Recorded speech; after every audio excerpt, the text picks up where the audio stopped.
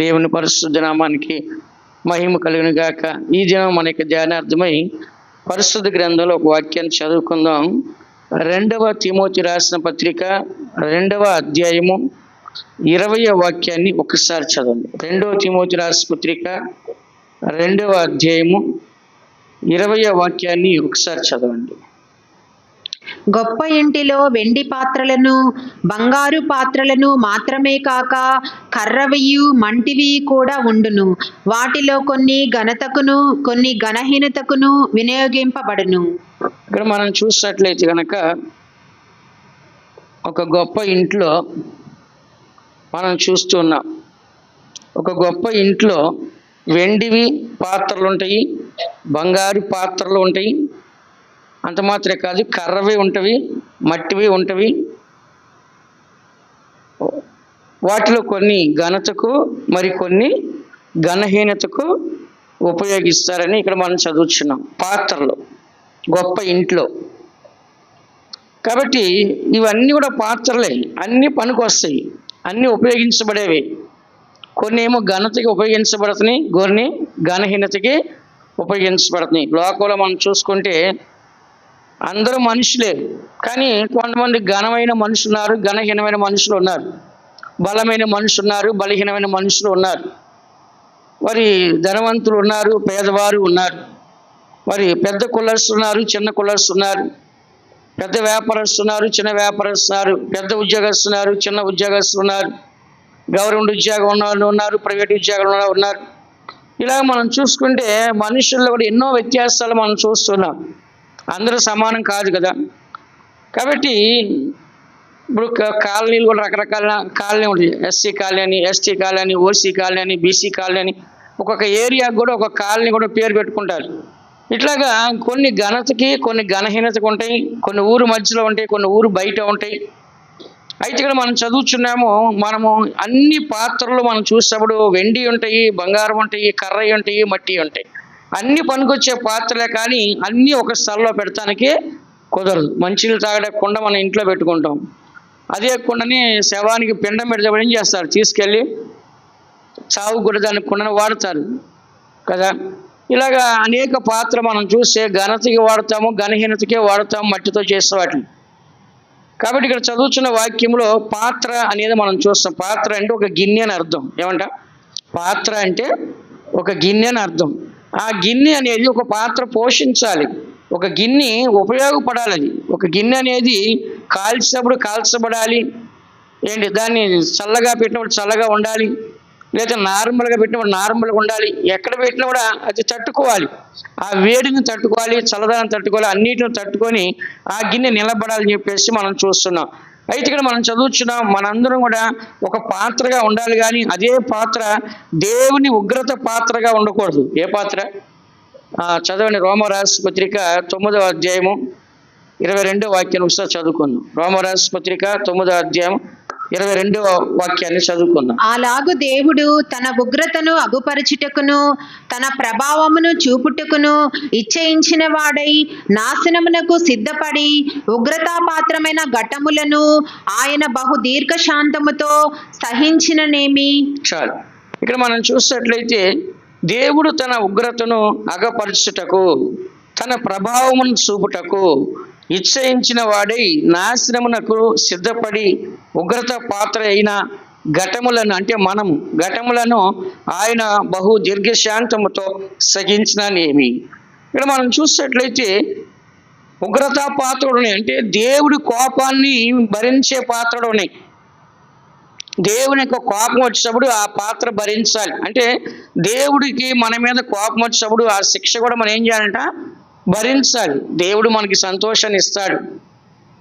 గిన్నె అని చెప్పినప్పుడు ఒక గిన్నెలో మనం చూసినట్లయితే ఒక విడుదల మనకి ఇస్తాడు. ఆ గిన్నెకి, ఆ గిన్నెలో దేవుని చిత్తాన్ని జరిపిస్తుంటాడు, ఆ గిన్నెలో శ్రమలను పోస్తుంటాడు, ఆ గిన్నెలో అభిషేకాన్ని పోస్తుంటాడు, ఆ గిన్నెలో సంతోషాన్ని పోస్తాడు, ఆ గిన్నెలో ప్రేమను పోస్తాడు, అదే గిన్నెలో ఆశీర్వాదాన్ని కూడా పోస్తాడు. కాబట్టి ఇప్పుడు మనము ఆశీర్వాదం వచ్చినప్పుడు మాత్రమే కావాలి, శ్రమ వచ్చినప్పుడు వద్దండి. కుదిరిద్దా? కుదరదు. అన్ని విధాలు కూడా మనం ఏం చేయాలంటే ఒక పాత్రగా మనం ఉండాలి. అన్ని పాత్రలు మనం ఏం చేయాలంట? పోషించాలి. అన్ని పాత్రలు ఏం చేయాలంట, సినిమాల్లో చూస్తే లేకపోతే నాటకాలు డ్రామాలు వేసేవాళ్ళు ఒక్కొక్క నాటకానికి ఒక్కొక్క పాత్ర పోషిస్తారు. అలాగని మన జీవితం అనేది ఎలా ఉంటుందంటే కొన్నిసార్లు శ్రమల పాత్రగా ఉండాలి, కొన్నిసార్లు సంతోష పాత్ర ఉండాలి, కొన్నిసార్లు నిందల పాత్ర ఉండాలి, కొన్నిసార్లు అవమాన పాత్ర ఉండాలి. అన్ని పాత్రలు మన జీవితంలో ఏం చేయాలి, మనము పోషించాలి. ఏ పరిస్థితి వచ్చినా దాన్ని ఏం చేయాలి, మనము ఎదుర్కొనే వరకు కనపడాలి. కష్టాలు వచ్చేప్పుడు నేను చచ్చిపోతాను, ఊరేసుకుంటాను, ఎటన్నా వెళ్ళిపోతాను అని చెప్పేసి కష్టాలు వచ్చేప్పుడు వెంటనే మనం ఏం చేయకూడదు, చీకటి నిర్ణయాలు మనము తీసుకోవాలి. ఏది వచ్చి మనం ఏం చేయాలంట, ఎదుర్కోవాలి. చెప్పండి అందరూ, ఏం చేయాలంట, ఏది వచ్చి మనం ఏం చేయాలంట, ఎదుర్కోవాలి. చాలా మంచి వాడిని కష్టాలు వచ్చినప్పుడు వెంటనే చచ్చిపోతున్నారు, ఏదో ఒకటి చేసుకొని ఎలా మరణించాలని చెప్పేసి చచ్చిపోతున్నారు.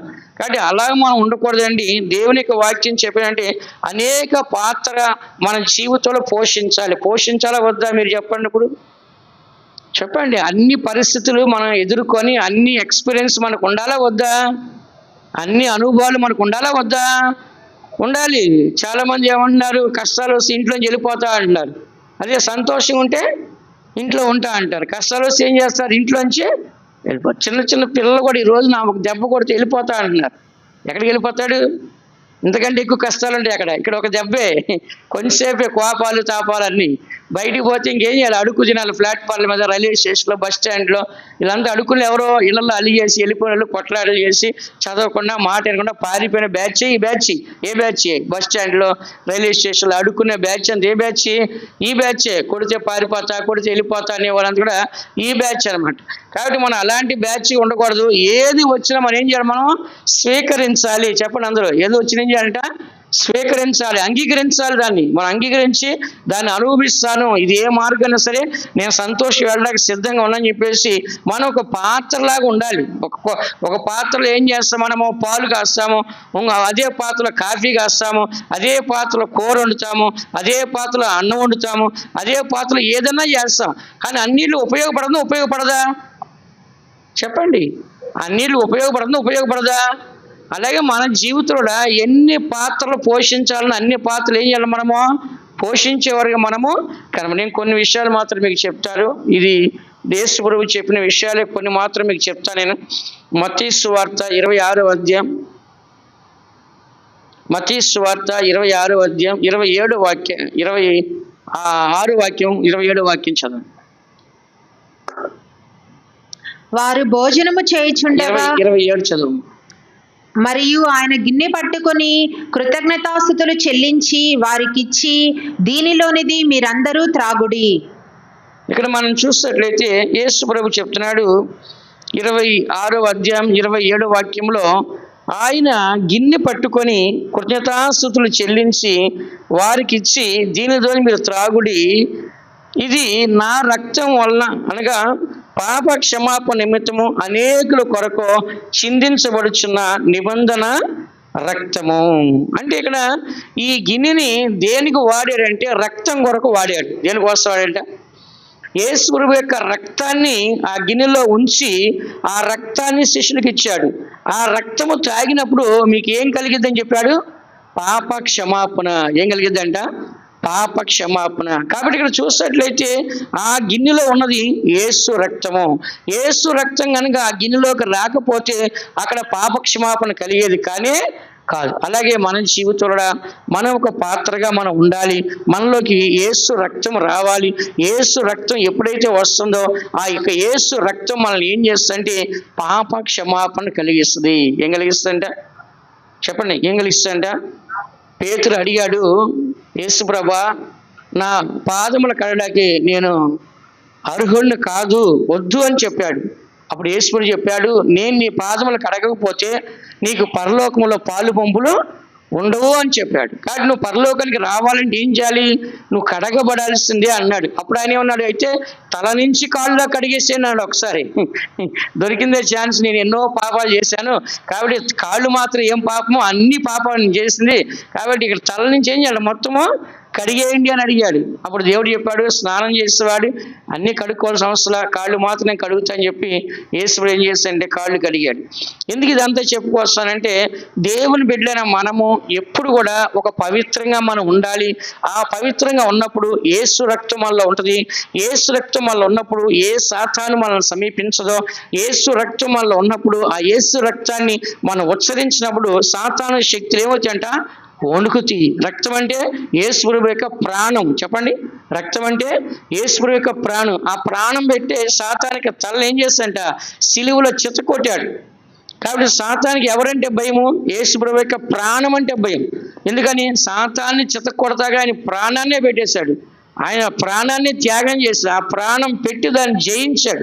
కాబట్టి సాతానికి ఎవరి పేరు చెప్తే భయపడుద్ది, యేసు రక్తం అని చెప్పండి. ఎప్పుడైనా సరే మీకు భయం కలిగినా, ఏదైనా సాతాను పోరాటం వచ్చినా మీరు చెప్పాల్సిన మొదటి మాట ఏంటంటే యేసు రక్తమే జయం అనండి. అంతే, సాతాను అక్కడి నుంచి పారిపోద్ది అని నేను చదువుతున్న వాక్యంలో యేసు ప్రభువు చెప్తున్నాడు, ఈ యొక్క పాత్రలో అది లేకుంటే గిన్నెలో అది మీరు త్రాగండి. అయితే మీరు ఏం చేయాలంటే, ఇది నా రక్తము అనగా పాప క్షమాపణ నిమిత్తము అనేకుల కొరకు చిందించబడుచున్న నిబంధన రక్తము. చూసారా, ఎంతమంది అయితే ఉన్నారు సర్వలోక పాప పరిహారం చేయడానికి అనేకుల కొరకు ఆయన రక్తాన్ని చిందించి పాప క్షమాపణ కలిగిస్తున్నాడు. కాబట్టి ఎంతమంది అయితే పాప క్షమాపణ అర్హులుగా, పాత్రలుగా, యోగ్యులుగా ఉన్నారో వారిలోకి యేసు రక్తం వస్తుంది. వారికి జీవితంలో యేసు రక్తం ఉంటుంది. ఆ యేసు రక్తం వాళ్ళ పాత్రలోకి వచ్చి వాళ్ళని పరిశుద్ధపరుస్తుంది, వాళ్ళ పాపాలన్నీ క్షమిస్తుంది, వాళ్ళని యేసు రక్తం ద్వారా నీతిమంతులుగా మారుస్తుంది. రోమరాసు పత్రిక 5వ అధ్యాయంలో మీరు చూడండి, రోమిలి రాసిన పత్రిక 5వ అధ్యాయంలో యేసు రక్తం 9వ వాక్యం. కాబట్టి ఆయన రక్తము వలన ఇప్పుడు నీతిమంతులముగా తీర్చబడి మరింత నిశ్చయముగా ఆయన ద్వారా ఉగ్రత నుండి రక్షింపబడుదుము. ఇక్కడ మనం చదువుచున్నాం, ఆయన రక్తం వలన ఇప్పుడు నీతిమంతులుగా తీర్చబడి మరింత నిశ్చయముగా ఆయన ఉగ్రత నుంచి, ఏనండి, ఆయన యొక్క ఉగ్రత నుంచి అంటే ఎవరైతే పాపం చేస్తారో వాళ్ళ మీదకి దేవుని యొక్క ఉగ్రత వస్తుంది. అయితే దేవుడు ఆ ఉగ్రత తీసేసి యేసు రక్తం ద్వారా ఏమిస్తాడంట, నీతిమంతులుగా మారుస్తున్నాడు. అంటే పాప క్షమాపణ కలిగించి పాపము లేని ప్రశ్నలుగా, నీతిగల ప్రశ్నలుగా ఆయన మనల్ని మారుస్తున్నాడు. కాబట్టి మన అందరం కూడా ఏ పాత్ర ఉండాలి, పాప క్షమాపణ పాత్ర. చెప్పండి అందరూ, పాప క్షమాపణ పాత్ర. మనం తప్పు చేసేటప్పుడు వెంటనే దేవుని క్షమాపణ అయితే ఏం చేస్తాడు, దేవుడు క్షమిస్తాడు. ప్రభా, ఇది సాతాను వలన ఇలా జరిగిపోయింది, లేకుండా మనుషుల ప్రేరేపణ వల్ల ఇలా జరిగిపోయింది, లేకుండా శరీర యొక్క ఆశ వల్ల ఇలా జరిగిపోయింది. ప్రభా, ఇదిగో నా పాపాన్ని క్షమించి ఇక మీద నేను చేయకుండా ఉంటాను. దేవుని ఎప్పుడైతే మనం అడుగుతున్నామో దేవుడు మళ్ళీ ఏం చేస్తాడు, వెంటనే క్షమిస్తాడు. అందుకనే మన అందరూ క్షమాపణ పొందుకునే పాత్రగా మనం ఉండాలి. అదే నా క్షమాపణ అడగకుండా ఉంటే ఏమొస్తుందంట, ఉగ్రత పాత్ర. అంటే దేవుని యొక్క కోపం వస్తుంది. దేవుని యొక్క కోపం వచ్చిందంటే ఆ మనిషి ఏమవుతాడు, నశించిపోతాడు, కాలి బూడిదైపోతాడు. కాబట్టి అలాంటి ఒక పాత్రగా మనం ఉండకూడదు, ఉగ్రత పాత్ర ఉండకూడదు. కానీ క్షమాపణ పాత్ర. ఏ పాత్ర అంట చెప్పండి అందరూ, క్షమాపణ పాత్రగా ఉండాలి. ఎప్పుడు కూడా మనం ఏం చేయాలంట, క్షమాపణ పొందేవారికి మనము కనపడాలి. ఏ పాపం ఉన్నా, ఏ దోషం ఉన్నా, ఏది చేసినా దేవుని దగ్గర మనం క్షమాపణ అడిగి వెంటనే మనం నీతిమంతులుగా మార్చబడాలి. లేకుంటే దేవుని ఉగ్రత వచ్చిందంటే, ఉగ్రత పాత్రగా మనం ఉన్నట్లయితే ఆ కోపానికి మనం నశించిపోతాం. ఉగ్రత పాత్రగా ఉండకుండా దేవుని కోపం రాకముందుగానే దేవాలయాన్ని క్షమించండి, నా పాత్రలో యేసు రక్తాన్ని పంపించండి, నా పాపాన్ని క్షమించండి, నీతిమంతులుగా మార్చండి, వెంటనే మన ఉగ్రత నుంచి ఏం చేయాలి, మనము తప్పించుకోవాలి. చెప్పండి అందరూ, ఏం చేయాలంట, వెంటనే మనము తప్పించుకోవాలి. రెండోదిగా మనం చూసినట్లయితే అపోస్తుల కార్యములో 9వ అధ్యాయం 15వ వాక్యం మనం చదివినట్లయితే, అపోస్తుల కార్యములు 9వ అధ్యాయం 15వ వాక్యం ఒకసారి మీరు చదవండి.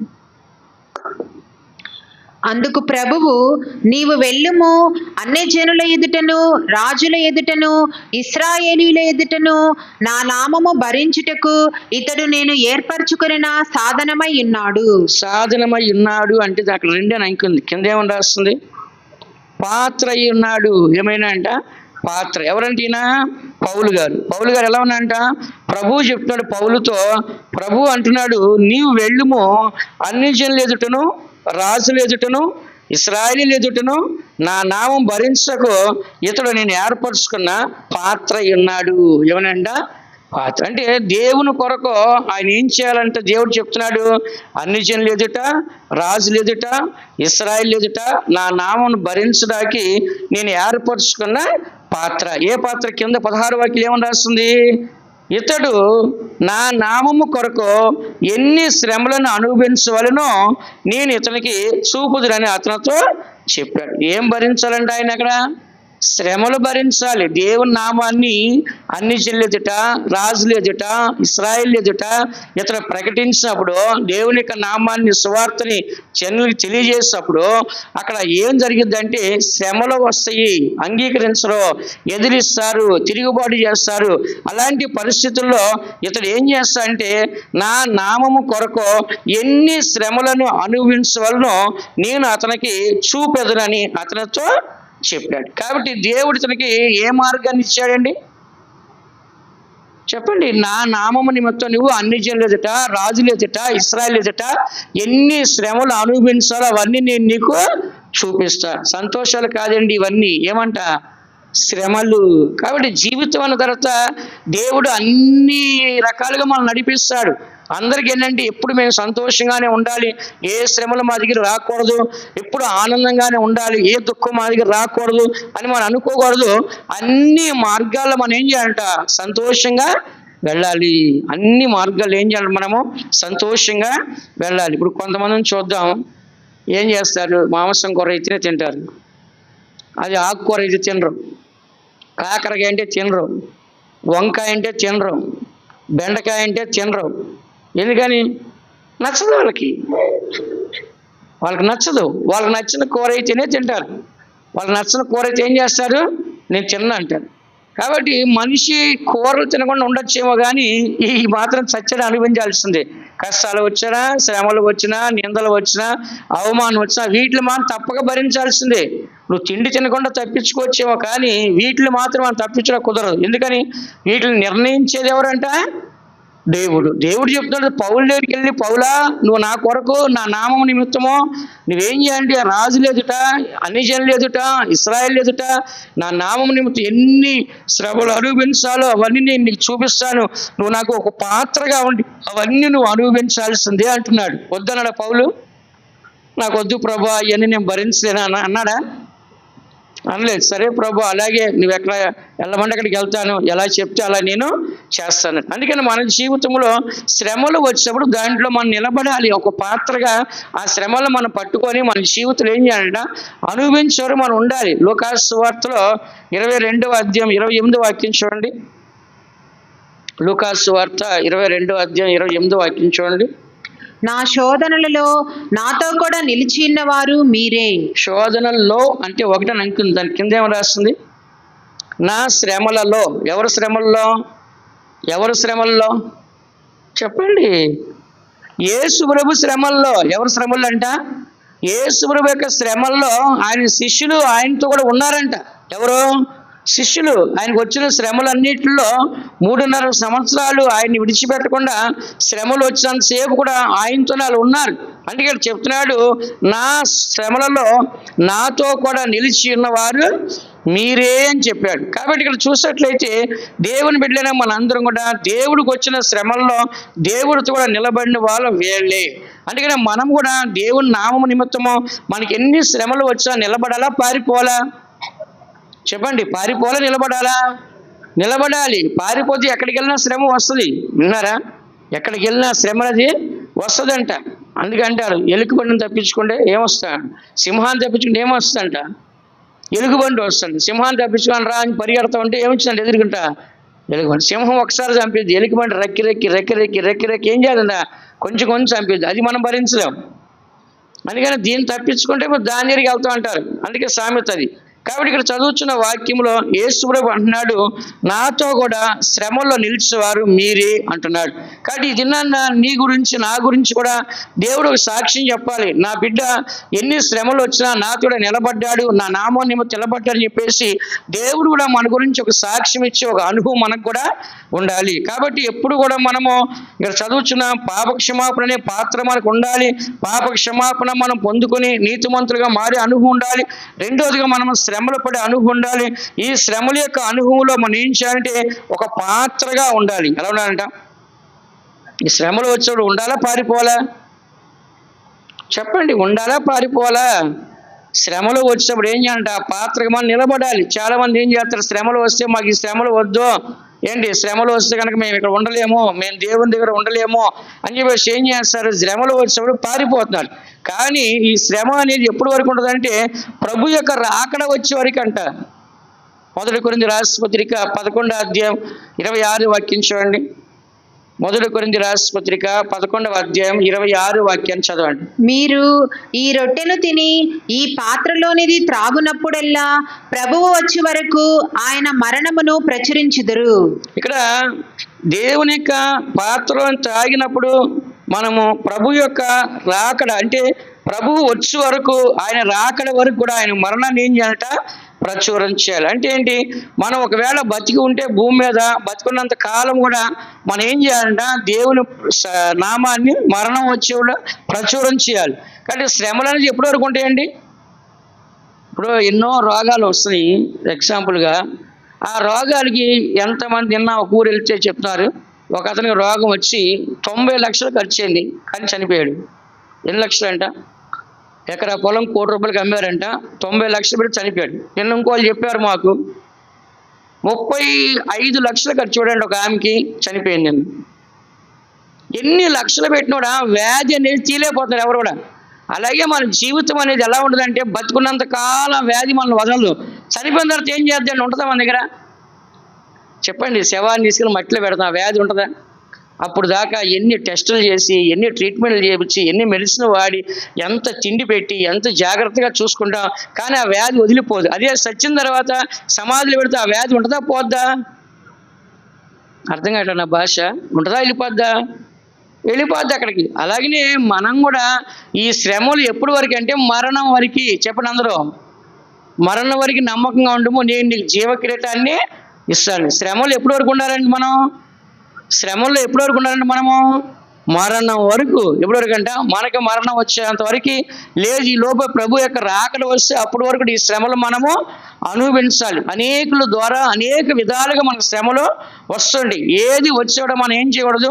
దేవుని విడిచిపెట్టకూడదు, సంఘాన్ని విడిచిపెట్టకూడదు, కుటుంబాన్ని విడిచిపెట్టకూడదు, మన జీవితాన్ని కూడా విడిచిపెట్టి విరక్తి కలిగి చనిపోవాలని అనుకోకూడదు. ఎన్ని వచ్చినా ఏం చేయాలంటే నిలబడి గెలవాలి. చెప్పండి అందరూ. ఏదైనా ఒక పందెం ఉంటే, పోటీ ఉంటే గెలుస్తారా ఓడిపోతారా? గెలవాలని నిలబడతారా పారిపోతారా? నిలబడతారు. అలాగనే మన జీవితంలో శ్రమల మార్గం వచ్చినప్పుడు ఆ శ్రమల్లో దేవుడు అన్నాడు మీరు నిలబడాలి అన్నాడు. కానీ ఆ శ్రమలు వచ్చినప్పుడు మనం ఏం చేయాలంటే ప్రభు యొక్క రాకడ వరకు కూడా ఏం చేయాలంటే మనము నిలబడే వారికి మనము కనపడాలి. మూడోది మనం చూసినట్లయితే మనము దేవుని చిత్తము చేసే ఒక పాత్రగా ఉండాలి. ఎవరి పాత్ర అంటే దేవుని చిత్తము చేసే ఒక పాత్ర. మత్తయి సువార్త 26వ అధ్యాయం 39వ వాక్యాన్ని ఒకసారి చదవండి. కొంత దూరము వెళ్ళి సాగిలపడి, నా తండ్రి, సాధ్యమైతే ఈ గిన్నె నా యొద్ద నుండి తొలగిపోనిమ్ము, అయినను నా ఇష్ట ప్రకారము కాదు, నీ చిత్త ప్రకారమే కానిమ్మని ప్రార్థించెను. ఇక్కడ మనం చదువుతున్నాం, యేసు ప్రభు ప్రార్థన చేసేటప్పుడు ఇక్కడ మాట్లాడుతున్నాడు. ఆయన ఏమని మాట్లాడుతున్నాడు? కొంత దూరం వెళ్ళి సాగిలపడి, నా తండ్రి, సాధ్యమైతే ఈ గిన్నె నా యొద్ద నుంచి తొలగించము, అయినను నా ఇష్ట ప్రకారం కాదు, నీ చిత్తమే జరిగించుము, నీ చిత్త ప్రకారంగానే కానిమ్మంటున్నాడు. అంటే ఇక్కడ మనం చదువుతున్నాము, ఇక్కడ యేసు ప్రభుకి వచ్చిన మరణానికి ఆయన ఎవరికి అప్పగించాలంటే నీ చిత్తమే కానిమ్ము. ఎవరి చిత్తం అంట? ఆయనకు వచ్చింది ఏంటంటే మరణం. కానీ ఇప్పుడు మరణం తప్పించడం దేవునికి సాధ్యమే. కానీ ఇప్పుడు ఆయన ఏం చేయాలంటే ఈ మరణం పొందాలి కాబట్టి తండ్రి ఇది తప్పించమని అడిగాడు ఫస్ట్. కానీ మళ్ళీ వెంటనే ఏమంటున్నాడు? నా చిత్తము కాదు, నీ చిత్తమే జరిగించండి అని చెప్పేసి వెంటనే దేవునికి ఏం చేశాడు? అప్పగించాడు. అంటే ఇక్కడ ఎవరు చిత్తం చేశాడు ఆయన పాత్ర? దేవుని చిత్తమే చేశాడా? దేవుని చిత్తమే జరగాలన్నాడా? లేకపోతే నా సొంత చిత్తం జరగాలన్నాడా? నీ చిత్తమే కానిమ్ము, నీ చిత్త ప్రకారంగా జరగనిమ్ము అని అంటున్నాడు. అందుకని మనం కూడా మన జీవితంలో మరణం వచ్చినా సరే దేవుని చిత్తమైతే ఏం చేయాలి? ప్రభువా నన్ను తీసుకోండి అని అడగాలి. మరణం వచ్చినా కూడా ఏం చేయకూడదు? ఇంకా నేను బతకాలి అంటే కుదిరిద్దా? చెప్పండి, ఇంకా బతకాలంటే కుదిరిద్దా? కుదరదు. కాబట్టి దేవుని బిడ్డనే మన అందరం కూడా దేవుడు ఒక మరణాన్ని ఇచ్చినప్పుడు కూడా మనం సంతోషంగా స్వీకరించాలా, దుఃఖపడాలా? చెప్పండి. దేవుడు పరలోకానికి రా అంటున్నాడు. మరణం అంటే ఏంటి? మన దృష్టిలో శరీరం ఆత్మ వేరు చేయబడతాం. కానీ దేవుని దృష్టిలో మరణం అంటే ఏంటి? పరలోకానికి రానైనా అని పిలుస్తున్నాడు. ఇప్పుడు పరలోకానికి వెళ్ళేది మంచిదా, లేక మనం ఇక్కడే ఉండాలనుకునే మంచిదా? అందరూ చెప్పండి. పరలోకానికి దేవుడు పిలిచినప్పుడు పరలోకానికి సంతోషంగా వెళ్ళటం మంచిదా, లేదు నేను ఇక్కడే ఉంటాను అనేది మంచిదా? పరలోకానికి వెళ్తాను అనేది మంచిది. అందుకే యేసు ప్రభు, తండ్రి నా చిత్తం కాదు నీ చిత్తమే సిద్ధించి గిన్నె అని చెప్పాడు. గిన్నె అంటే ఏంటి? దేవుని యొక్క చిత్తము. ఆ గిన్నెలో దేవుని చిత్తమే జరగాలి, నా చిత్తం కాదు. నీ చిత్తం మీద తొలగించు అన్నాడు. లేదు లేదు మళ్ళీ దాంట్లో ఉంచండి అన్నాడు. గిన్నెలోంచి పారబోసేస్తే ఆ గిన్నెలో ఏమైనా ఉంటుందా? గిన్నెలోనిది ఏదైనా పారబోస్తే ఆ గిన్నెలో ఏమైనా ఉంటుందా? ఉండదు. ఆ గిన్నెలో ఉంటేనే అది ఉంటుంది. అట్లాగే దేవుని చిత్తం మన జీవితంలో ఉండాలా, పారబోసేయాలా? చెప్పండి మీరు. దేవుని చిత్తాన్ని మన గిన్నెలో మన జీవితంలో ఉంచుకోవాలా, దాన్ని పారేయాలా? యేసుడే ఉన్నాడు, దేవుని చిత్తం చేయడానికి నేను వచ్చి ఉన్నాను, నా చిత్తం నేను చేయటం లేదు. కాబట్టి తండ్రి చిత్తం నేను నెరవేర్చకి ఈ భూమి మీదకి వచ్చానని చెప్పాడు. అందుకని దేవుని బిడ్డలు మనము ఇక్కడ చదువుచున్నాము. ఈ గిన్నె అనేది దేవుని చిత్తమైన గిన్నె. ఎవరి గిన్నె అంట? దేవుని యొక్క చిత్తమైన గిన్నె. మార్కు సువార్త 10వ అధ్యాయం 28వ వాక్యం చూడండి. మార్కు సువార్త 10:28. పేతురు 38. 10:38. యేసు, మీరేమి అడుగుచున్నారో మీకు తెలియదు. నేను త్రాగుచున్న గిన్నెలోనిది త్రాగుటైనను, నేను పొందుచున్న బాప్తిస్మము పొందుటైనను మీ చేత అగునా అని వారిని అడుగగా వారు మా చేత అగుననిరి. అప్పుడు యేసు, నేను త్రాగుచున్న గిన్నెలోనిది మీరు త్రాగెదరు, నేను పొందుచున్న బాప్తిస్మం మీరు పొందెదరు. కానీ ఇక్కడ మనం చదువుచున్న శిష్యులు అంటున్నారు, అయ్యా నీ కుడి వైపున ఒకడో నీ ఎడమ వైపున ఒకడో మీ మహిమలో ఉండాలని చెప్పి కోరుకున్నారు. అప్పుడు యేసు చెప్తున్నాడు, నా కుడి వైపున నా ఎడమ వైపున ఉండాలి అంటే కనుక నేను పొందుతున్న మరణాన్ని మీరు పొందగలరా? అంటే ఏంటంటే ఇక్కడ నేను త్రాగుతున్న గిన్నెలో అనేది త్రాగుటైనను, నేను పొందుతున్న బాప్తిస్మం పొందుటైనను మీ చేత అగునా అని వాళ్ళని అడిగాడు. నేను పొందే శ్రమలో నేను పొందే మరణం మీకు సాధ్యమేనా? అలాంటి మరణం పొందితేనే వచ్చి నా కుడి పార్శ్వన కూర్చుంటారు అంటే శిష్యులు అన్నారు, మాకు సాధ్యమే, మేము అలాగే చేస్తాము అన్నారు. ఎవరు వాళ్ళిద్దరు?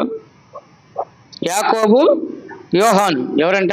యాకోబు, యోహాను. కాబట్టి వాళ్ళిద్దరు అడిగారు, ప్రభా మేము వస్తాం, మేము శ్రమలు పడతాం, మరణం అనిపిస్తాం, మీతో కూడా వస్తాం, నీ కుడి పక్కన ఒకరు ఎడమ పక్కన ఒకరు ఉంటే మాకు చాలు, దాని కొరకు మేము ఏ మరణమైనా సరే అనుభవిస్తాం, ఏ శిక్ష అయినా సరే మేము అనుభవిస్తాం అని చెప్పేసి వాళ్ళిద్దరూ సంతోషంగా ఏం చేశారంట? దేవునికి అక్కడ చెప్పి ఉన్నారు. అందుకని దేవుని బిడ్డలారా, మనము యేసు ప్రభు మనం చూసినట్లయితే ఆయన దేవుని చిత్తాన్ని చేశాడు, కానీ దేవుని చిత్తాన్ని ఎక్కడ తప్పించలేదు. నేను చేయలేను, నాకు చేత కాదు అని చెప్పేసి ఎక్కడ రాజీ పడలేదు, ఎక్కడ కాంప్రమైజ్ అవ్వలేదు, ఎక్కడ కూడా ఇలా నేను కాదు అని చెప్పేసి ఆయన మాట్లాడలేదు. కానీ ప్రతి స్థలంలో కూడా దేవుని చిత్తాన్ని ఆయన సంతోషంగా చేశాడు. కానీ మరణం పొందడానికి ఆయన సంతోషంగా వెళ్ళాడా, దుఃఖంగా వెళ్ళాడా? చెప్పండి. సంతోషంగా దుఃఖంగా వెళ్ళాడా? సంతోషంగానే వెళ్ళాడు. యోహాను సువార్త 18వ అధ్యాయం 11వ వాక్యం చూడండి. యోహాను సువార్త 18వ అధ్యాయం 11వ వాక్యంలో స్పష్టంగా రాస్తుంది. యేసు, కత్తి వరలో ఉంచుము, తండ్రి నాకు అనుగ్రహించిన గిన్నెలోనిది నేను త్రాగకుందునా అని పేతురుతో అనెను. ఇక్కడ మనం చూసినట్లేదు ప్రతిసారి గిన్నె గిన్నె గిన్నె గిన్నె అన్నాడు యేసు. ఏమన్నా అంటే చెప్పండి, ప్రతిసారి ఏమన్నాడు? గిన్నె అంటున్నాడు. ఇక్కడ మనం ఏం చదువుతున్నాం 11లో, దాసుని పేరు మల్కు యేసు కత్తి వరలో ఉంచుమో, నా తండ్రి నాకు అనుగ్రహించిన గిన్నెలోంది నేను త్రాగకుందునా అని పేతురుతో చెప్పి, ఇక్కడ మనం చూస్తే యేసు ప్రభుని పట్టుకోవడానికి వచ్చిన మల్కుని ఏం చేస్తున్న పేతురు చెవి నరికి పడేశాడు. ఏం చేశాడంట? యేసు ప్రభు పట్టుకున్న సైనికుడికి చెవి కత్తితో నరికేశాడు. అప్పుడు యేసు ప్రభు, ఆగు, అలా చేయొద్దు, నా తండ్రి నాకు అనుగ్రహించిన దాన్ని నేను చేయకుండా ఉండాలనా? నేను మరణించాల్సిందే, నేను మరణానికి వెళ్ళాల్సిందే అని చెప్పి అతనికి చెవి ముక్క పడిపోయిన ముక్కను తీసి అతనికి అంటించి అతనికి ఏం చేశాడంటే చెవిని బాగు చేశాడు. బాగు చేసిన తర్వాత ఇక్కడ ఏమన్నాడు ఆయన? ఏమని చెప్తున్నాడు చెప్పండి? నా తండ్రి నాకు అనుగ్రహించిన గిన్నెలోనిది నేను త్రాగకుందున. అంటే నా మరణము దేవుని చిత్తమైన మరణం. ఏ మరణం అంట? చెప్పండి, నా మరణము దేవుని చిత్తన మరణం. నువ్వెవరు ఆపడానికి? నా తండ్రి దాన్ని నిశ్చయించాడు నేను మరణించాలని చెప్పి. కాబట్టి అది దేవుని చిత్తన మరణం కాబట్టి ఆ మరణాన్ని నేను అప్పగించుకుంటున్నాను అని చెప్పేసి యేసు ప్రభు సంతోషంగా ఆ మరణాన్ని అంగీకరించలేదా? చెప్పండి, అందులో సంతోషంగా ఆయన అంగీకరించాడు. యెషయాలో ఏమని రాస్తుంది? 53:10 ఏమని రాస్తుంది? అతను నలుగుగొట్టుట యెహోవాకు ఇష్టమైంది. కాబట్టి అతను నలగొట్టడం దేవునికి ఇష్టము. దేవుడు తన ప్రజల యొక్క సర్వ పాపాల కోసము, ఆయన పొందిన గాయము ద్వారా స్వస్థత కోసము ఆయన నలగొట్టాలని చెప్పేసి తండ్రి ఇష్టం అది.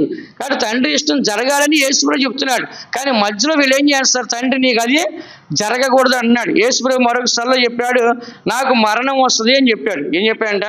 నాకు మరణం వస్తుంది అంటే పేతురు గారు ఏమన్నాడు? నీకు అలాగ జరగకూడదు అన్నాడు. ఏమన్నాడంట? నీకు మరణం రాకూడదు, అలాగే నీకు జరగకూడదు అన్నాడు. కాబట్టి యేసు ప్రభు ఎక్కడ కూడా దాన్ని అంగీకరించలేదు. నాకు మరణం కావాల్సిందే అంటున్నాడు. లూకా సువార్త 22:33 చదవండి. అయితే అతడు, ప్రభువా, నీతో కూడా చెరలోనికిని మరణమునకుని వెళ్ళుటకు సిద్ధముగా ఉన్నానని ఆయనతో అనగా. చాలు. ఇక్కడ యేసు ప్రభు ఏమంటే నేను చనిపోవాలి అని చెప్పాడు. చెప్తే ఈ యొక్క పేతురు అన్నాడు, నీతో కూడా నేను చెరలోనికి రావటానికి మరణానికి సిద్ధంగా ఉన్నానని చెప్పేసి యేసు ప్రభు చెప్తే యేసు ప్రభు చెప్పాడు, నువ్వు ఈ రాత్రికి నన్ను ఎరుగనని చెప్పి ముమ్మారు నువ్వు చెప్తావు అని చెప్పాడు. కాబట్టి ఇక్కడ చూసినట్లయితే యేసు ప్రభు అయితే మరణానికి సిద్ధంగా ఉన్నాడు, కానీ ఈ పేతురు మాత్రం సిద్ధంగా లేడు. కానీ ఆయన చెప్తున్నాడు పేరుకి, ఏమన్నాడు? నీతో కూడా చెరలోకి రావడానికి సిద్ధంగా ఉన్నా అన్నాడు. యేసు ప్రభువుని అరెస్ట్ చేయగానే పేతురు ఎక్కడున్నారా? ఉన్నాడా? పారిపోయాడు. యేసుని అరెస్ట్ చేయగానే పేతురు ఏమంట? పారిపోయాడు. ముందు మాత్రం చెప్పేశాడు, నీతో నేను మరణానికి వస్తాను అని చెప్పేసి చెప్పాడు. కానీ యేసు ప్రభు చెప్తాడు, నీ వల్ల కాదు అది అని చెప్పాడు. కాబట్టి ఇక్కడ అనేకులు కూడా యేసు ప్రభుతో సవాళ్ళు చేశారు, కానీ చివరిలో నిలబడలేక వాళ్ళు పారిపోయారు. అంటే యేసు చెప్తున్నాడు, మీరు నాతో కూడా మరణానికి రాలేరు అని చెప్పాను. కారణం ఏంటంటే వీళ్ళ యేసు ప్రభుతో కూడా నిలబడడానికి వాళ్ళకి సాధ్యం కానీ కాదు. ఇది నాన్న చచ్చిపోతావు, చంపేస్తారు అంటే భయం ఉంటుందా ఉండదా? నిన్ను చంపేస్తారంట, పలానా వాళ్ళు తిరుగుతారు నీ కోసం అంటే భయం ఉంటుందా ఉండదా? ఆటోమేటిక్ భయం వచ్చేది. ఎప్పుడు చంపేస్తారు, మనం తప్పించుకోవాలి, రాత్రి పగళ్ళు నిద్రపోకుండా తిరుగుతాం. కానీ యేసుప్రభువుని చంపేస్తారని తెలుసు కూడా ఆయన సంతోషంగా తిరుగుతున్నాడు. ఎక్కడ దుఃఖపడలే, నన్ను చంపేస్తాడంట అని ఏడవలే. ఆయన ఏడ్చాడా? ఎక్కడ ఏడ్చాడా? చంపేస్తాడంట అని చెప్పి ఎక్కడ ఏడవలా? మరణానికి ఎదురెళ్ళాడు. మరణానికి వెనక్కి తిరిగి పారిపోలేదు, కానీ ఎదురు వెళ్ళాడు మరణం కోసం. మరణం కోసం సంతోషంగా వెళ్ళి ఆ మరణాన్ని ఆయన అనుభవించినట్లే మనం చూస్తాం. నాలుగోదిగా మనం చూసినట్లయితే మనకి జీవితం అనేది అన్ని విధాలుగా మనం వెళ్ళాలి. నాలుగోదిగా మనం చూసినట్లయితే కనుక మనం సంతోషం అనే ఒక గిన్నె మనలో ఉండాలి. ఏ గిన్నె అంట? సంతోషం అనే ఒక గిన్నె మనలో ఉండాలి. నెహెమ్యా గ్రంథం 1:11 చదవండి. నెహెమ్యా గ్రంథం 1:11 చదవండి. యెహోవా, చెవియొగ్గి నీ దాసుడనైన నా మొరను, నీ నామమును భయభక్తులతో ఘనపరచుటయందు ఆనందించు నీ దాసుల మొరను ఆలకించి ఈ దినమందు నీ దాసుని ఆలోచన సఫలపరచి ఈ మనుష్యుడు నా యందు దయచూపునట్లు అనుగ్రహించుమని నిన్ను బతిమాలు కొనుచున్నాను. ఇక్కడ నెహెమ్యా ఏం ఉద్యోగం చేస్తాడు చెప్పండి? నెహెమ్యా ఏం పని చేస్తాడు? ఆయన రాజు దగ్గర ఒక గిన్నె అందించే ఉద్యోగం. చాలా చిన్న ఉద్యోగం. చాలా చిన్నదా చాలా పెద్దదా? రాజు గారి దగ్గర గిన్నె అందించే ఉద్యోగం చిన్నదా పెద్దదా? చాలా చిన్నది. చాలా చిన్న ఉద్యోగస్తుడు. అది కూడా బబులోను దేశంలో వీళ్ళు బానిసలుగా వెళ్ళారు. కాబట్టి ఇక్కడ 11 చదువు లాస్ట్లో, నేను రాజు నాకు గిన్నె అందించేవాడిని ఉంటిని. కాబట్టి ఒక గిన్నె అందించేవాడు. గిన్నెలో ఏముంటుంది? ద్రాక్ష రసం ఉంటుంది. ఏముంటుందంట? గిన్నెలో ఏముంటుందంట? ద్రాక్ష రసం. ఆ గిన్నెలో ఉన్న ద్రాక్ష రసం ఏమొస్తుందంట? సంతోషం వస్తుంది. ఏమొస్తుందంట? సంతోషం. ద్రాక్ష రసం ఇస్తే ఎవరికైనా ఏమొస్తుందంట? ఇప్పుడు ఏం చేస్తారు? ఆ ద్రాక్ష రసాన్ని మురగబెట్టి దాన్ని కుళ్ళబెట్టి దాన్ని ఏం చేస్తారు? సారా గాను బ్రాందీ గాను రకరకాలుగా తయారు చేస్తారు. కానీ మామూలుగా ఒరిజినల్ ద్రాక్ష రసాన్ని తీసుకొని మనం జ్యూస్ చేసుకొని తాగితే ఎలా ఉంటుంది? అది తీయగా ఉంటుంది, సంతోషంగా ఉంటుంది. కానీ దాన్ని మురగబెట్టి కుళ్ళబెట్టి దాన్ని తయారు చేసి ఏమైందంట? బ్రాందీ గాను విస్కీ గాను ఇలా రకరకాల తయారయ్యి అది ఏం చేస్తుందంట? లివరు, కిడ్నీలు, ఊపిరితిత్తులు అన్నీ తినేసి ఇప్పుడు చాలామంది ఏమైపోతున్నారు? చచ్చిపోతున్నారు. నిన్న మొన్న మా చెల్లి భర్త చచ్చిపోయాడు. మళ్ళీ మా ఇంట్లో 3 సావులు. పోయిన నెలలో మా వదిన చనిపోయింది, ఈ నెలలో మా నాన్న చనిపోయాడు మొన్న, నిన్న కాక మొన్న మా చెల్లి, మా నాన్న తమ్ముడు కూతురు భర్త, సొంత మా చిన్నాయన కూతురి భర్త, చిన్న కుర్రాడే, వాడు తాగి తాగి తాగి తాగి తాగి తాగి కిడ్నీలు అన్నీ పోయి చచ్చిపోయాడు. నేను వెళ్ళలేదు, ఎక్కడ తిరుగుతాం అన్ని సాగులకి మనం, ఇక్కడి నుంచి అక్కడ విజయవాడ పోండి చాలా దూరం అయిపోతుంది, ప్రయాణం చేయడం నా వల్ల, కాబట్టి ఎక్కువసేపు నేను కూర్చోలేకపోతాను ట్రైన్లో. కాబట్టి అతను తాగి తాగి తాగి ఏం చేస్తాడంట, చచ్చిపోయాడు. కాబట్టి త్రాగుడు వలన అన్ని అవయవాలు పాడైపోతాయి. మా నాన్న చనిపోయే ముందు రోజు 1/2 లీటర్ 1/2 లీటర్ పైన రక్తం కక్కి చచ్చిపోయాడు. అంతకుముందు ఆయన తాగుడు అలవాటు ఉంది ఆయనకి. ఆ తాగుడు అలవాటు వలన లివరు, కిడ్నీ ఇవన్నీ పాడైపోయినాయి ఆయనకి. అవన్నీ పాడైపోయి ఆ చనిపోయే ముందు రోజు 1/2 లీటర్, చాలా 1/2 లీటర్కి ఇంకెక్కే 1 లీటర్ కక్కుంటాడో నాకు తెలియదు. అంత రక్తం దగ్గర ఉందో తిరిగి మొత్తం కక్కాడు, మొత్తం గట్లుగా ఫుల్ రక్తం కక్కాడు ఆయన.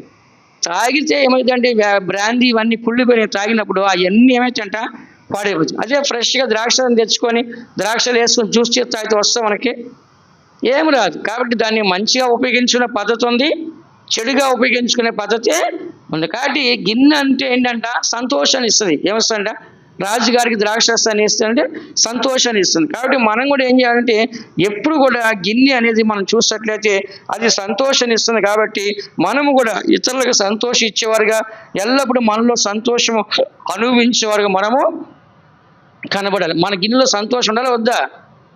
కొంతమందిని మనం చూస్తే ఎంత బాగున్నా కూడా మీరు బాగున్నారంటే ఏం బాగున్నాంలే అమ్మా, ఏం బాగులే, అన్ని అప్పులే, అన్ని ఇబ్బందులే, బాగానే ఉంటారు వాళ్ళు. కానీ బాగున్నామంటే మళ్ళీ ఎక్కడ మన మీద పడిపోతారో, మనల్ని ఎక్కడ డబ్బులు అడుగుతారో చెప్పేసి ఏం బాగున్నావులే అమ్మా, ఇక ఇలాగుంది అని చెప్పి ఏం చేస్తారంటే ముందుగానే బాగలేదు బాగలేదు బాగలేదు బాగలేదు అంటారు. అంటే వాళ్ళ సంతోషం అనుభవించరు, ఎప్పుడు కూడా దరిద్రాన్ని అనుభవిస్తారు. మనం సంతోషంగా ఏం చేయాలి, సంతోషంగా ఉండాలి. అంతేగాని సంతోషంగా ఉన్నప్పుడు దుఃఖంగా ఉన్నట్టు, దుఃఖంగా ఉన్నప్పుడు సంతోషం నటించి అబద్ధాలు చేసే పనులు మనము చేయకూడదు. ఎందుకంటే దేవుడు మనకి ఇచ్చే సంతోషాన్ని మనం అనుభవించాలి. చాలామంది ఏం చేస్తారు, ఆ సంతోషం అనుభవించక ఇష్టపడట్ల. ద్రాక్షరసం వల్ల ఏం కలిగిద్ది అంట, సంతోషం కలిగిద్ది. చదవండి యోహాను సువార్త 2వ అధ్యాయం, యోహాను సువార్త 2వ అధ్యాయం 9వ వాక్యం చదవండి. ఆ ద్రాక్షారసము ఎక్కడి నుండి వచ్చెనో ఆ నీళ్లు ముంచి తీసుకొని పోయిన పరిచారకులకే తెలిసినది కానీ విందు ప్రధానికి తెలియకపోయెను. కనుక ద్రాక్షారసమైన ఆ నీళ్లు రుచి చూచినప్పుడు ఆ విందు ప్రధాని పెండ్లి కుమారుని పిలిచి, చాలు. ఇక్కడ మనం చూసినట్లయితే యేసు ప్రభు కానాలో ఒక వివాహానికి వెళ్ళాడు. ఆ వివాహంలో ఏమైందంటే ద్రాక్షారసం అయిపోయింది. తాగుతూ ఎంజాయ్ చేస్తూ పెళ్లి జరుగుతూ ఉంది అక్కడ అందరికీ. ఇప్పుడు ఏమైందంటే ఆ మత్తుగా ఉండే ద్రాక్షరసం అయిపోయింది. ఇప్పుడు అందరూ ద్రాక్షరసం కావాలని గొడవ చేస్తారు. అప్పుడు అందరూ కూడా వచ్చి యేసు ప్రభు అక్కడ ఉన్నాడు కదా, మరియమ్మ దగ్గరికి వచ్చి చెప్పారు, మరియమ్మ మరి ద్రాక్షరసం అయిపోయింది, యేసు ప్రభు ఒక అద్భుతం చేయమని చెప్పన్నారు. అప్పటి వరకు ఆయన అద్భుతం చేయలే, అదే ఫస్ట్ అద్భుతం. అప్పుడు యేసు ప్రభు చెప్పాడు, ఆ కుండలన్నీ నీళ్ళతో నింపమని చెప్పాడు, తీసుకెళ్ళి అందరికి పోయిందని చెప్పాడు. నింపిన నీళ్ళు తీసుకెళ్ళి పోస్తే అందరికి ఎలా ఉందంట, మొదటి ద్రాక్షరసం కంటే తర్వాత ద్రాక్షరసం చాలా రుచికరంగా ఉంది. అప్పుడు వాళ్ళ గొడవ, అరే ఫస్ట్ మంచిది దాచేసుకొని పిచ్చిది పోసారు, ఇప్పుడేమో అందరు మత్తెక్కిన తర్వాత మంచిది పోస్తున్నారు అని చెప్పేసి పెద్ద గొడవ అక్కడ. అర్థమైందా? కాబట్టి యేసు ప్రభు అక్కడ చేశాడంటే సంతోషం ఇవ్వడానికి చేస్తాడు ఆ పని, మత్తు ఇవ్వడానికి చేయలేదు, ఇంకో చెడ్డగా యేసు చేయలే. ఆ పెళ్ళి అనేది ఒక సంతోషం జరగాలంటే ఒక ద్రాక్షరసం తాగుతుంటారు. కానీ ఆ ద్రాక్షరసాన్ని ఎందుకు చేశారంటే సంతోషం కొరకు యేసు ప్రభు చేశారు. కాబట్టి మనం కూడా సంతోషం వచ్చేప్పుడు ఏం చేయాలంట, సంతోషం ఉండాలి, పాటలు పాడాలి, దేవుని స్తుతించాలి, దేవుని ప్రార్థించాలి, బైబిల్ చదవాలి, మందిరానికి రావాలి, ఉపవాసం ఉండాలి. ఏంటి ఆనందంతో మనం దేవుని స్తుతించే వరకు మనము కనబడాలి. సంతోషం ఉన్నప్పుడు కూడా ఎదుటి వాళ్ళకి మనం ఎక్కడ బాగున్నామని చెప్తే ఎక్కడ మనల్ని అడుగుతారో డబ్బులు అని చెప్పి ఏం చేయకూడదు, మనము ఏం చేయకూడదు, సంతోషం లేదని అబద్ధాలు చెప్పకూడదు. సంతోషం ఉంటే ఏం చేయాలి, మనము సంతోషంగా ఉన్నామని చెప్పాలి. ఎందుకు మనం అబద్ధం ఆడాలి? కాబట్టి మన పాత్ర ఎలా ఉండాలంటే సంతోషాన్ని అనుభవించే పాత్ర కూడా ఉండాలి. ఎన్నైనా ఇప్పటికి 4. 5వది మనం చూసినట్లయితే ప్రేమ అనే పాత్ర కూడా మన దగ్గర ఉండాలి. ఏ పాత్ర అంటే ప్రేమ. మత్తయి సువార్త 10వ అధ్యాయము 42వ వాక్యం. మరియు శిష్యుడని ఎవడు ఈ చిన్నవారిలో ఒకనికి గిన్నెడు చన్నీళ్లు మాత్రము త్రాగనిచ్చునో వాడు తన ఫలము పోగొట్టుకొనుడని నిశ్చయముగా మీతో చెప్పుచున్నాను. ఇక్కడ గిన్నెడు చల్ల నీళ్ళు అని రాస్తుంది. ఇక్కడ ఏ నీళ్ళు అంట? చల్లటి నీళ్ళు. ఇప్పుడు అంటే మనకు ఫ్రిడ్జ్లో ఉన్నాయి. అప్పుడు ఫ్రిడ్జ్ ఉందా? మరి అప్పుడు చల్ల నీళ్ళు ఎక్కడి నుంచి వచ్చినాయి? కుండల్లో పోసేవాళ్ళు. దేంట్లో పోసేవాళ్ళంట? అప్పుడు చల్లనీళ్ళు అంటే కుండల్లో పోసేవాళ్ళు. కుండల్లో పోసే నీళ్ళు చల్లగా ఉంటాయి. కాబట్టి ఇక్కడ మనం చదువుతున్నాం, యేసు ప్రభు అంటున్నాడు, ఈ చిన్నవారిలో ఒకరికి గిన్నెడు చల్లనీళ్ళు మాత్రం త్రాగనిచ్చిన వాడు తన ఫలము పోగొట్టి నిశ్చయముగా చెప్పుచున్నాడు. అంటే ఎవరైతే దేవుని పేరట మనము ఒక మనిషికి ఒక చిన్న సహాయం చేసినా కూడా దానికి తగిన ప్రతిఫలం, అంటే మనం చూపించే ఆ ప్రేమకి తగిన ప్రతిఫలాన్ని దేవుడు ఇస్తాడు. కాబట్టి మనం ఏదైతే మనం ప్రేమ చూపిస్తామో ఆ ప్రేమను మనుషులకు దేవుడు అన్యాయస్తుడు కాడు. హెబ్రీ రాసిన పత్రిక 6వ అధ్యాయం 10వ వాక్యం చూడండి. హెబ్రీ రాసిన పత్రిక 6వ అధ్యాయం 10వ వాక్యం. మీరు చేసిన కార్యమును మీరు పరిశుద్ధులకు ఉపచారము చేసి ఇంకను ఉపచారము చేయుచుండుట చేత తన నామమును బట్టి చూపిన ప్రేమను మరచుటకు దేవుడు అన్యాయస్తుడు కాడు. చూసారా ఇక్కడ? మీరు చేసిన కార్యములు మీరు పరిశుద్ధులకు ఉపచారం చేసి ఇంకను ఉపచారం చేయుచుండుట చేత తన నామమును బట్టి చూపిన ప్రేమను మరచుటకు దేవుడు అన్యాయస్తుడు కాడు. దేవుడు అన్యాయం చేస్తాడండి? దేవుడి కొరకు, దేవుని నామం కొరకు ఏదైనా మనం ఒక చిన్న కార్యం చేస్తే దేవుడు దానికి తగిన ప్రతిఫలం మనకి ఇస్తాడు. ఇప్పుడు నేను కొన్నిసార్లు ఖాళీగా ఉన్నప్పుడు అనుకుంటూ ఉంటా, నేను చేసిన మంచి పనులను గుర్తు చేసుకొని ఎంతమందికి మంచి చేశాను, ఎంతమంది బాగుపడ్డారు, ఎంతమందికి బాప్తీసాలు ఇచ్చాను, ఎంతమందికి ప్రార్థన చేస్తే ఉద్యోగాలు వచ్చినాయి, పెళ్ళిళ్ళైనాయి, ఇట్లా ఇవన్నీ గుర్తు చేసుకొని అప్పుడు అనుకుంటాను, దేవుని కొరకు ఇంత ప్రయాసపడ్డాం కాబట్టి దానికి తగిన ప్రతిఫలం దేవుడు మనకి ఎక్కడిస్తాడు? పరలోక రాజ్యంలో ఇస్తాడు. మనుషుల దగ్గర ఎదురు చూడకూడదు. నేను నీకు చేసి కదా, నువ్వు నాకు చేయలేదేంటి, నేను నీకు చేసి నువ్వు ఎందుకు మర్చిపోయావు, నేను నీకు చేసి కదా, నువ్వు నాకు ఎందుకు సహాయం చేయాలని మనుషుల దగ్గర మళ్ళీ తిరిగి ఎదురు చూడకూడదు. దేవుడు ఏం చెప్పాడు? ఏదైనా ఉపకారం చేస్తాడు, ప్రతి ఉపకారం కూడా ఎదురు చూడకూడదు. వాళ్ళు మళ్ళీ ఇవ్వాలి, ఇస్తారు అని ఎదురు చూసి మనం ఉపకారం చేయకూడదు. మనం మనస్ఫూర్తిగా దేవుని నామంలో చేయాలి, అంతే. చేస్తే దానికి తగిన ప్రతిఫలం ఎవరు ఇస్తారు? దేవుడు ఇస్తాడు. అంతేగాని ఆ రోజు నేను చేశాను, ఈ రోజు నాకు చేయలేని చెప్పి గొడవ వేసుకుంటే దానికి ప్రతిఫలం ఎక్కడి నుంచి వస్తాయి? రాదు.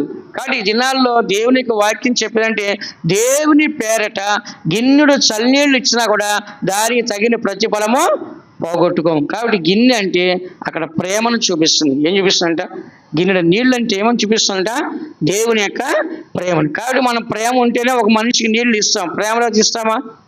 ఈ దినాల్లో కొంతమంది నీళ్ళు అడిగితే కూడా మీది ఏం కులమో, మీది ఏం మతం అడుగుతున్నారు. నీళ్ళు అడిగితే కూడా. మొన్న ఎవడో రోడ్డు మీద అంట 10 రూపాయలు బన్ను అమ్ముతున్నాడంట. 10 రూపాయలకి రొట్టె అమ్ముతుంది. దాని లేదు నెయ్యి ఏం పెడుతుందంట, కోవా పెట్టి అమ్ముందంట. వాడిని పట్టుకొని బీభత్సంగా పెద్ద గొడవ చేశారు. దీంట్లో మందు పెట్టావా, విషం పెట్టావా, నీ కులం ఏంటి, నీ మతం ఏంటి, నీ జాతి ఏంటి, నీ భాష అని చెప్పి నేషనల్ వేడి కలిపింది ఆ న్యూస్. అట్లా ప్రతి ఒక్క చిన్నదానికి కూడా ఏం చేస్తారంటే అల్లర్లు చేస్తున్నారు. ఇప్పుడు వాడు 10 రూపాయలు అమ్మితే దాంట్లో ఏముంటుంది? విషయం పెడతాడు దాంట్లో. వాడిని గందరగోళం చేస్తారు. ఎందుకు చెప్తున్నారంటే ఈ దినాల్లో ఒక చిన్న కార్యాన్ని కూడా చాలా న్యూసెన్స్ చేస్తారు. అందుకనే మనం ఈ దినాల్లో అలా చూడకూడదండి. ఎవరు మన గుమ్మంలోకి దేవుడి రూపంలో వస్తారో మనకు తెలియదు. కానీ దేవుడే ఏదో ఒక రూపంలో వచ్చాడు. మనం ఏం చేయాలంటే మేలు చేయాలి. అందుకే దేవుడే అన్నాడు, నేను దాహం కొనినప్పుడు దాహం ఇచ్చారు, వస్త్రహీనప్పుడు వస్త్రం ఇచ్చారు, రోగిని అన్నప్పుడు చూడ్డానికి వచ్చారు, చెరసాల్లో ఉంటే చూడ్డానికి వచ్చారు అన్నాడు. ప్రభు నువ్వు ఎప్పుడు రోగిగా ఉన్నావు అంటే, రోగిగా ఉన్న వాళ్ళకి నువ్వు చేస్తే నాకు చేస్తాడు, దానికి తగిన ప్రతిఫలం ఇదిగో తీసుకో అన్నాడు. చెరసాల నువ్వెప్పుడున్నావు ప్రభు అంటే, ఒక అతను చెరసాలు ఉన్నప్పుడు కష్టంలో ఉన్నప్పుడు నువ్వు వెళ్ళి చూసి వచ్చావు కదా, ఇదిగో దానికి తగిన ప్రతిఫలం ఇదిగో. అంటే మనుషులు చేసిన దానికి ప్రతిఫలం ఎవరు ఇస్తారు మనకి? చెప్పండి, దేవుడు. అందుకని మనుషులు మనకు తిరిగి ఇవ్వాలి, మనం చేస్తాం కదా అని చెప్పేసి ఎప్పుడు ఎదురు చూస్తే కనుక దానివల్ల ఎలాంటి ప్రతిఫలం మనకి రాదు. కాబట్టి గిన్నెడు చల్లీలు అంటే అది దేవుని యొక్క ప్రేమను చూపిస్తుంది. ఏం చూపిస్తుందంట? ప్రేమ. ఆ రోజుగా మనం చూసినట్లయితే ఏమని చూపిస్తుంది? దేవుని యొక్క అభిషేకాన్ని చూపిస్తుంది. కీర్తన గ్రంథము 23వ అధ్యాయం 5వ వాక్యం చూడండి. దేవుని యొక్క అభిషేకాన్ని చూపిస్తుంది. 23వ కీర్తన 5వ వాక్యం. నా శత్రువుల ఎదుట నీవు నాకు భోజనము సిద్ధపరచుదువు, నూనెతో నా తల అంటియున్నావు, నా గిన్నె నిండి పొర్లుచున్నది. నా గిన్నె నిండి పొర్లుచున్నది అంటే ఇక్కడ ఏంటంటే ఆ గిన్నెలో అభిషేకం ఉంది. ఏముందంట? అభిషేకము. కాబట్టి మనం మనకి జీవితంలో కూడా అభిషేకం పొందేవారిగా మనం కనపడాలి. ఎప్పుడు కూడా మనలో మన జీవితంలో అభిషేకం అనేది సమృద్ధిగా ఉన్నట్లే కనుక ఆ గిన్నె నిండి పొంగి పొర్లినప్పుడు దానికంటే గొప్ప సంతోషం ఇంకొకటి లేదు. దావీదు మహారాజు ఏం చేస్తాడంట, ఆయన అభిషేకంతో నాట్యమాడాడు. ఏం చేస్తాడంట, పరిశుద్ధాత్మ ఏం చేస్తుంది, ఆయన నాట్యమాడాడు. ఈ మధ్యకాలంలో కొంతమంది పాస్టర్లు తయారైపోయారు. ఏంటి, డిస్కో లైట్లు పెడుతున్నారు, పబ్ డ్యాన్సులు, క్లబ్ డ్యాన్స్ లాగా పెట్టి డిస్కో లైట్లు పెట్టి ఏం చేస్తున్నారు, డ్యాన్సులు వేస్తున్నారు. అదేనంటే దావీదు డ్యాన్స్ చేయలేదా? దావీదు డ్యాన్స్ చేసిన దేంతో డ్యాన్స్ చేశాడు, డిస్కో లైట్లు పెట్టా? చెప్పండి. డిస్కో లైట్లు పెడుతున్నారు ఇప్పుడు, క్లబ్ డ్యాన్సులు లాగా. ఇలా చాలామంది చండాలంగా తయారవుతారు. అలా చేయకూడదండి. అభిషేకంతో నాట్యమాడాలి. ఇప్పుడు అందరూ ముందు ఒక మనిషి ఎగిరితే ఏమంటారు, అందరూ ఎరుతనంగా చూస్తారు. ఎప్పుడు అభిషేకం పొందాలి మనము? అభిషేకం పొందే సమయాన్ని అభిషేకం పొందితే దానికి ఒక వాల్యూ ఉండదు, దానికి ఒక పద్ధతి ఉంటుంది. ఎప్పుడు పడితే అప్పుడు అభిషేకం పొంది ఏం చేస్తారు? ఒక ఆమె కొత్తగా అభిషేకం పొందిన తర్వాత ఏం చేస్తుంది, ఆమె పొయ్యి దగ్గర కూర్చొని ఉఫ్ ఉఫ్ అని ఊత్తూ పాటలు పాడుతూ అభిషేకం వచ్చి పొయ్యి దగ్గర పట్టి కొట్టుకుంటుంది. ఆమె వాళ్ళ అత్త వచ్చి కర్ర పట్టి కొట్టింది, దెయ్యం పడింది దీనికని. ఎక్కడ పొందాలి అభిషేకము? పొందాల్సిన దగ్గర పొందాలి. ఎక్కడ పడితే అక్కడ ఎర్రి శాసనం చేయమని దేవుడు చెప్పలేదా? అల్లరి కర్త కాదు దేవుడు కదా. ఆమె ఎక్కడ పొందాలి? చర్చిలో పొందాలి అభిషేకం, లేదా ఇంట్లోకి వెళ్ళి పొందాలి. ఎక్కడ పొందుతుంది ఆమె? పొయ్యి దగ్గర పొందుతుంది. వాళ్ళ అత్తకి ఏమనిపించింది, దీనికి ఏదో దెయ్యం పడని చెప్పి కర్ర పట్టి చిత్తకరా కొట్టేసింది. కాబట్టి దేనికన్నా కూడా ఒక పద్ధతి అనేది ఉంటుంది కదా. మనం కూడా ఎప్పుడు అభిషేకం పొందుతాం? ఎప్పుడు పడితే అప్పుడు అభిషేకం పొందుతావా? లేదు. మన పాటలు పాడి బాగా దేవుని స్తుతించి ధ్యానించి బాగా అభిషేకం పొంది ఆ తర్వాత మళ్ళీ సాక్ష్యాల్లోకి వెళ్ళి తర్వాత వాక్యంలో మనం వస్తున్నాం. కానీ ప్రతిదానికి ఒక క్రమశిక్షణ అనేది ఉందో మనకి. అభిషేకం అనేది పొందే విధానంగా మనం పొందాలి. బస్సులో పోయి అభిషేకం పొంది ఏమంటారు అందరూ? ట్రైన్లో పోయి అభిషేకం పొంది ఏమంటారు చెప్పండి మీరే? ఏమంటారు? దెయ్యం పడదాం కానీ పిచ్చగొడ్డు కొడతారు, తల దెబ్బేసి ఎంత కొడతారు పట్టుకొని. కానీ అభిషేకం పొందే విధానం ఉంది. దావీదు ఎక్కడ పొందాడు? ఇంటిలో పొందాడు, మందిరంలో పొందాడు, మందస్థం దగ్గర పొందాడు. ఆ మందస్థాన్ని చూసిన ఆనందం తట్టుకోలేక అభిషేకం ఆయన మీదకి వచ్చేస్తున్నారు. ఏం చేశాడంట, నింపబడిపోయి నాట్యమాడేశాడు. కాబట్టి ఆ జిన్నాల్లో తప్పుగా నాట్యమాడలేదండి, అభిషేకం నాట్యాడు. అదే సమయాన్న అతను ఎగతాళి చేసింది ఎవరో? మీకాలు. తన భార్య ఎగతాళి చేస్తే దేవుడు ఆమెను శపించి ఆమె గర్భం మూసేసి పిల్లలు లేకుండా గొడ్రాలు చేసేసాడు.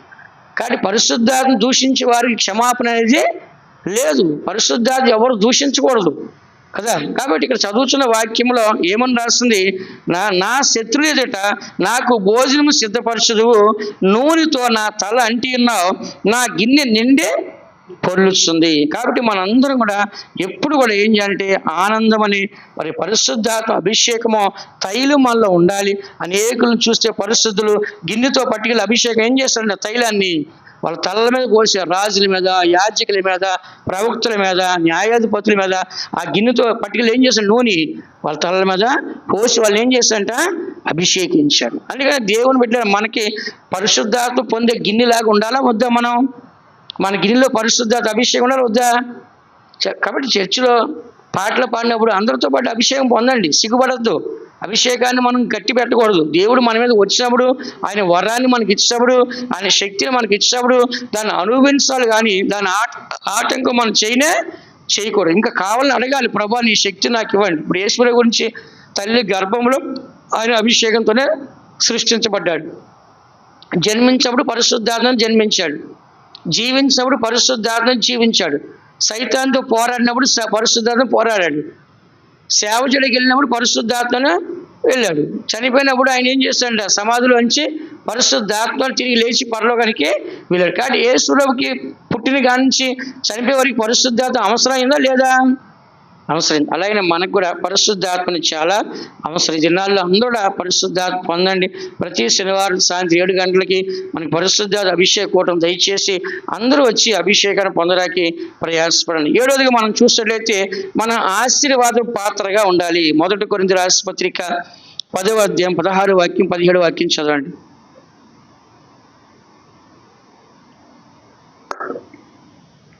మనము దీవించు ఆశీర్వచనపు పాత్రలోనిది త్రాగుట క్రీస్తు రక్తంలో పాలు పుచ్చుకొనుటయే కదా.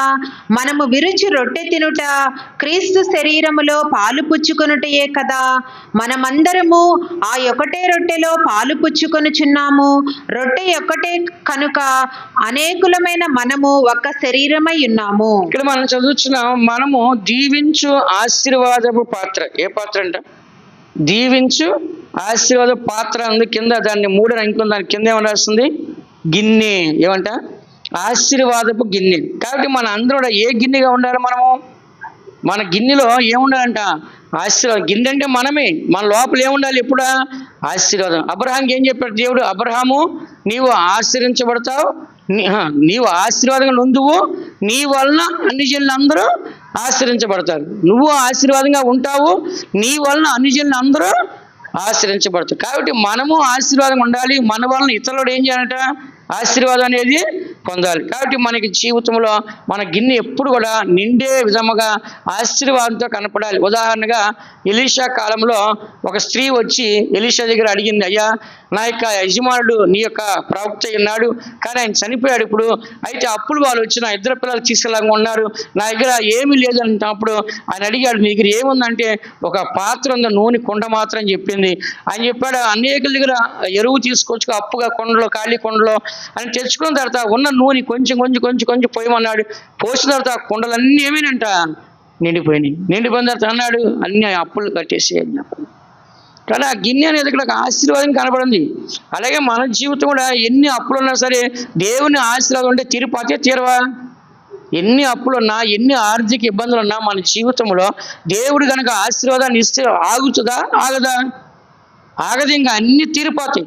అందుకని మనకి జీవితంలో ఎప్పుడు కూడా మన జీవితాన్ని చూసి మనం దరిద్రంగా ఎంచుకోవద్దండి. జీవితం తర్వాత మనకి ఏముంటాయి చెప్పండి? పాపములు ఉంటాయి, దానిలో క్షమాపణ పొందుకొని నీతిమంతులుగా మారాలి. రెండోది ఏముంటుందండి మన జీవితంలో? శ్రమలు ఉంటాయి. శ్రమలు వచ్చేటప్పుడు కూడా మనం ఏం చేయాలంట? ఆ శ్రమలను తట్టుకొని దాన్ని ఎదిరించి ముందుకు వెళ్ళాలి. మూడోది ఏంటంట? దేవుని చిత్తం మనకు వచ్చినప్పుడు, అది మరణమైనప్పుడు కూడా సంతోషంగా దాన్ని అంగీకరించడానికి ముందుకు వెళ్ళాలి. నాలుగోది సంతోషం అనే గిన్నె ఉండాలి, ఎప్పుడు మనం సంతోషంగానే ఉండాలి. ఐదోది ప్రేమ అనే గిన్నె మనలో ఉండాలి, అందరికీ మేలు చేయాలి, ఉపకారం చేయాలి, మనం కూడా ఆ మేలు పొందిన ప్రేమ గల పాత్రగా ఉండాలి. ఆరోది అభిషేకం అనే గిన్నె మనలో ఉండాలి, ఆ గిన్నె ఎప్పుడు ఏమంట? నిండి పొంగి పొరలాలి. ఏడోది ఆశీర్వాదపనే పాత్ర, గిన్నె. అందుకని మన జీవితంలో అన్ని రకాల పాత్రలు పోషించాలి. ఒక రకమేనా? చెప్పండి, ఒక రకమా? అన్ని రకాలు పోషించాలి. మన బాడీకి అన్ని రకాల ప్రోటీన్స్ కావాలి, అన్ని రకాల విటమిన్స్ కావాలి. రోజు ఒకటే తింటే కనుక ఒక పక్కన కన్ను పనిచేయదు, పళ్ళు పనిచేయవు, చెవులు వినపడవు. కారణం ఏంటి? అన్ని రకాల ప్రోటీన్స్, విటమిన్స్ కావాలి. మనం అన్ని రకాల ఫుడ్ మనము తినాలి. అలాగే మన జీవితం అనేది బలముగా ముందుకు వెళ్ళాలంటే అన్ని మార్గాలు మనం సంతోషంగా వెళ్ళాలి. అందరు కళ్ళు మూసుకోండి. దేవుని బిడ్డన మనము ఈ ఉదయకాల సమయాన్న గొప్ప ఇంట్లో ఆయా వెండి పాత్రలు ఉంటాయి, బంగారు పాత్రలు ఉంటాయి, కర్ర పాత్రలు ఉంటాయి, మట్టి పాత్రలు ఉంటాయి, అన్ని పాత్రలు ఉపయోగించబడతాయి. అలాగే మనం కూడా దేవునికి సన్నిధిలో నువ్వు శ్రమల కొరకు పిలువబడ్డావేమో, లేకుంటే నువ్వు సంతోషంగా పిలువబడ్డావేమో, లేకుంటే నువ్వు దేవుని చిత్తం జరిగి పిలువబడ్డావేమో, లేకుంటే నువ్వు నీతిమంతుడు ఉంటాకు పిలువబడ్డావేమో, నువ్వు ఆశీర్వాదం ఉంటాకు పిలువబడ్డావేమో, సంతోషం ఉంటాకు పిలువబడ్డావేమో. దేని కొరకు నువ్వు పిలువబడినప్పుడు కూడా దేవునికి సంతోషం మనం ముందుకు వెళ్ళాలి. మన జీవితంలో కష్టాలు ఉంటాయి, శ్రమలు ఉంటాయి, బాధలు ఉంటాయి, నిందలు ఉంటాయి, అవమానాలు ఉంటాయి, వ్యాధులు ఉంటాయి, ఆర్థిక బాధలు ఉంటాయి, ఆకలి దప్పులు ఉంటాయి. ఎన్ని మార్గాలు ఉన్నా సరే సంతోషం అని వెళ్ళాలి. యేసు ప్రభువు అన్ని మార్గాల్లో సంతోషంగా వెళ్ళాడు, తన భక్తులు కూడా సంతోషం నడిపించాడు. మనం కూడా ఇలాంటి సంతోష మార్గంలో వెళ్ళడానికి మనల్ని కూడా ఆ మార్గం నడిపించాకి దేవుడు మనకు సాయించను గాక, దేవుడు మనల్ని ఆశీర్వదించును గాక. శ్రమలలో సంతోషించు వారికి నిరీక్షణ కలుగునుగా. శ్రమలలో సంతోషించు వారికి నిరీక్షణ కలుగునుగా.